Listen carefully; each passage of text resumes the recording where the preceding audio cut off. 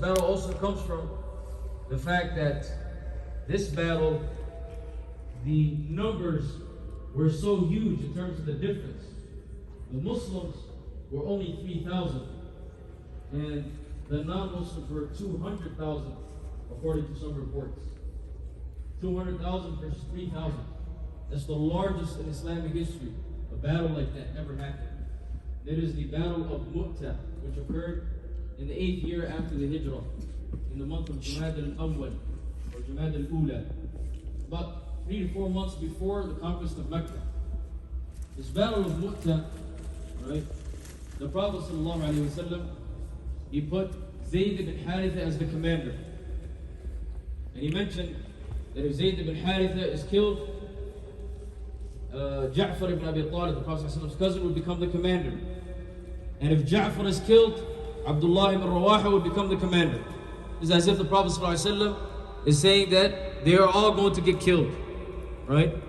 And the background behind the battle, before we go into the battle, is that the Prophet ﷺ sent an emissary, sent a messenger to some of the Arabs in what is known now as southern Syria and northern Arabia, around that area.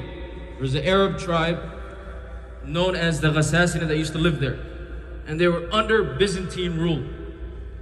And the Arab tribes that lived in that area were very experienced in war, as they fought wars against the Sassanids.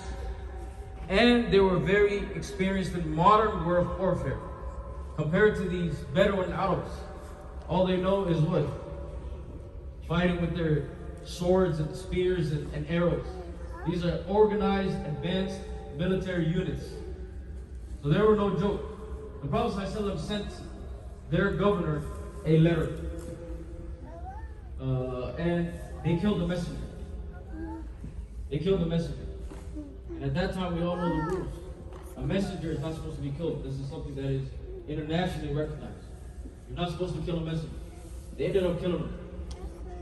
So the Prophet ﷺ responded by sending an army of 3,000. At the head of it was Zayd ibn Harith. And they reached a place called Ma'ad in Jordan. The Byzantine Empire came. And some reports, they say there were 200,000. Some reports say there were 100,000.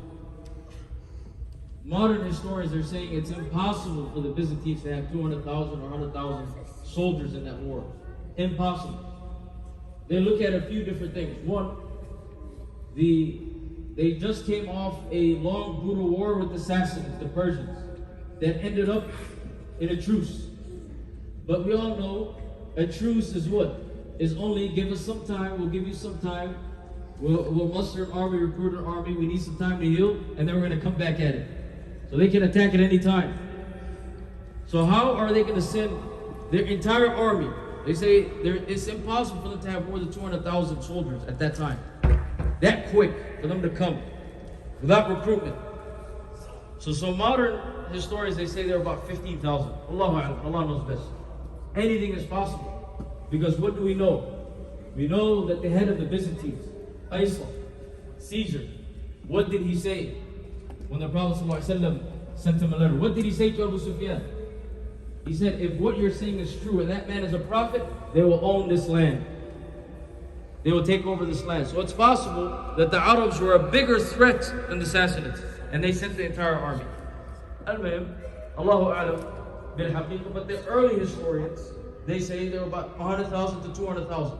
Muslims are only 3,000. The Muslims were used to fighting Quraysh. 3,000 here, 5,000 here. The most they ever fought was 10,000. 100,000? So they held a council. They came together. And they said, what are we going to do? So they split into two. Some companions of the Prophet ﷺ, they said, we're going to send a letter to the Prophet ﷺ and ask for reinforcements. The second group of the companions, they said, no. We came here on a mission. The Prophet ﷺ sent us. We have two choices, either victory or martyrdom. Two great choices. We're not going back. If we send a messenger, that's going to take some time. And for the Prophet ﷺ to send reinforcements, that's going to take some more time. When it's all said and done, they might attack us. And the second group was spearheaded by the companion Abdullah ibn Rawaha, who was the who's supposed to be the third